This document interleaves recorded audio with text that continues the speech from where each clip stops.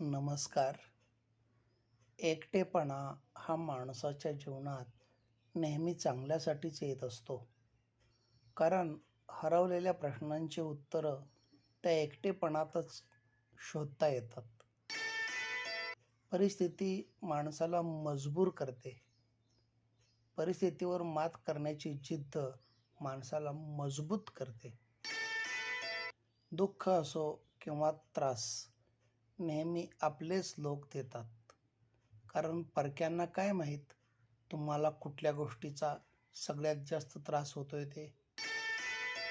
या दुनियेत एखादी गोष्ट कठीणच किंवा अवघड असते याचा अर्थ ती अशक्य असते असा अजिबात नाही. तर त्यासाठी अधिक खडतर प्रयत्न करणं आवश्यक असतं इतकंच. समजदार व्यक्ती कधीच गैरसमज करून घेत नाही आणि गैरसमज वाढवणारी व्यक्ती कधीच समजदार होत नाही. संताप करून मनस्ताप घेण्यापेक्षा शांततेने व संयमाने संवाद साधला तर पश्चातापाची वेळ कधीही येणार नाही.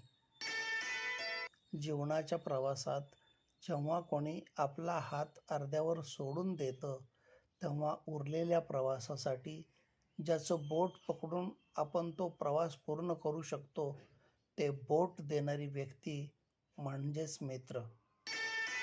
सावध एवढ्यासाठीच राहिलं पाहिजे की खऱ्याचे वैरी आणि खोट्याचे कैवारी रस्त्यात पावलोपावली भेटतात. प्रत्येकजण आपली स्तुती करत नसतो, तर काही लोक आपली निंदाही करत असतात.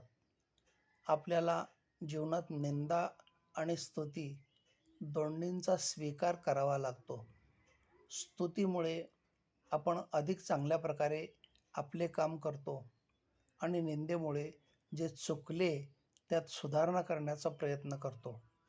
निंदा आणि स्तुती एकाच नाण्याच्या दोन बाजू आहेत. धन्यवाद.